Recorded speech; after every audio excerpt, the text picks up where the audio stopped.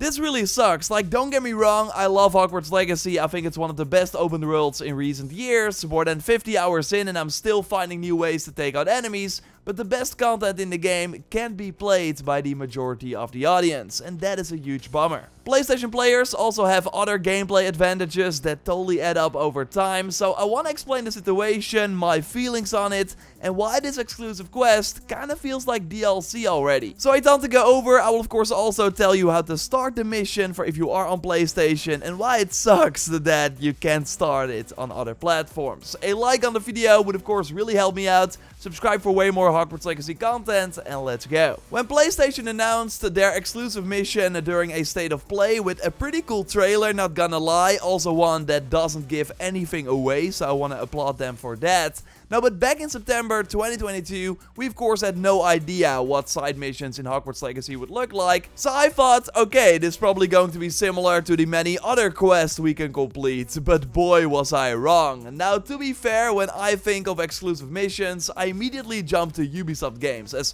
they of course do this all the time. But for the pre-order quest in Assassin's Creed Odyssey, we only had to go to some random locations in the world and then report back to the quest giver and fight some enemies. This was like way below the level of many other quests in the game. Now, the Valhalla pre-order mission was a bit better, had a few unique things going on, but still you ended up in an enemy camp that you could have already cleared before. And I completely forgot about the Immortals Phoenix Rising pre-order mission, you see it right here. It was nothing special. But in Hogwarts Legacy, this PlayStation exclusive quest is I think the best hour this game has to offer. It actually feels like a DLC, something they made way later into development with its own budget that is higher than many of the main quests. Like, I don't really mind the special Felix Felicis potion you can only make on PlayStation. You can do this, by the way, immediately after potion class, so when you bought the right ingredients at Hogsmeade. And you can of course also brew them later on in the Room of Requirement. So with this potion, you can see all the nearby chests on the minimap. Like here, I'm running without the potion and see nothing in the bottom left corner of the screen. But if I, after drinking the potion on the same save, run around the same location, I do see many chests close by. Now in Hogwarts, it's still like hard to figure out how to actually get to those chests.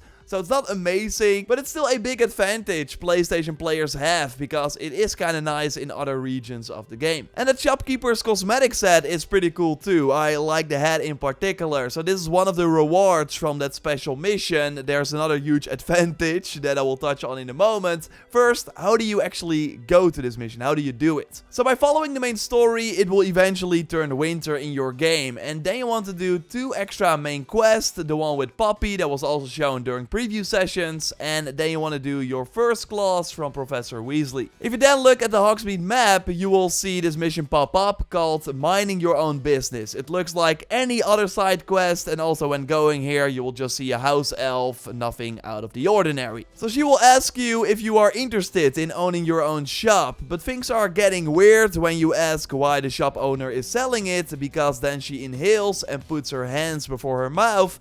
There is something she cannot tell. And they go to the shop owner close by. Like, I don't want to spoil everything, of course. I won't be telling you the twist and the ending. I just want to explain this mission a bit because, again, it's super special. Now, you actually need to pay 1,500 galleons to get the shop and continue the mission. But you will find some gear during this mission that you can sell, and the end reward, again, is more than worth it. So when you decide to give the money, the lady also asks you if you could gather some of her husband's belongings. He died, so it would be nice if you could bring them back. Okay, sure, so we return to the house elf and then start cleaning things up with Reparo, one of the most satisfying animations in the game, in my opinion. And then Penny the house elf is like, here's the key to the chest in the back of the room, which should also contain the belongings of the dead husband.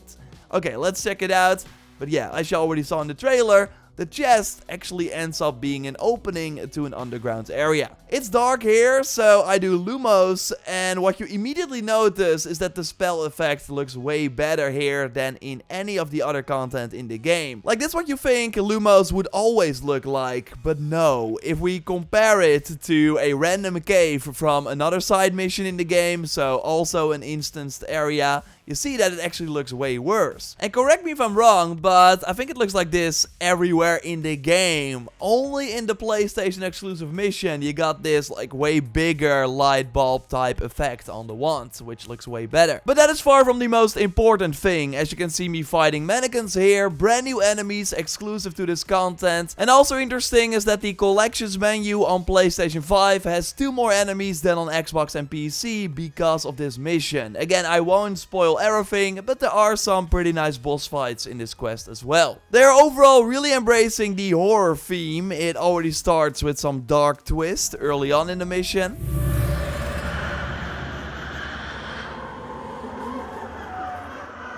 But there are also some jump scares here and there.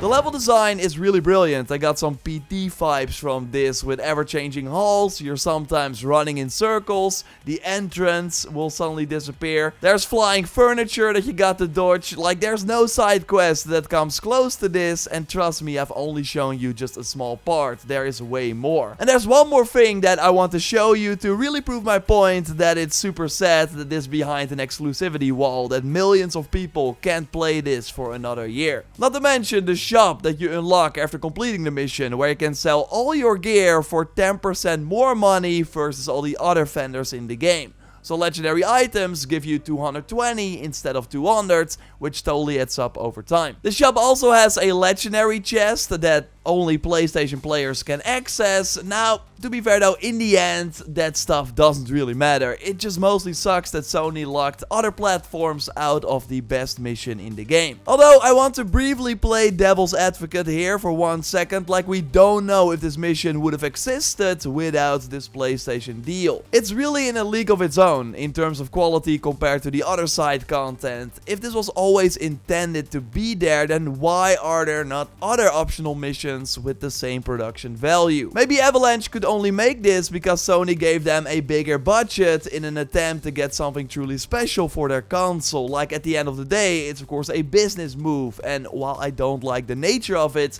I do think it works, as I would now totally recommend Hogwarts Legacy on PlayStation over any other platform if you got the choice. So still wanted to bring that up, like maybe we'll never know the answer to that question, like if this mission was going to exist without Sony's help. Still though, it doesn't change the fact that this deal sucks and that I just want everyone to be able to experience this mission. And there's one more thing I want to show you, my favorite part of the quest actually. It's not a story spoiler, again, trust me, you have not seen anything yet if you never played this mission.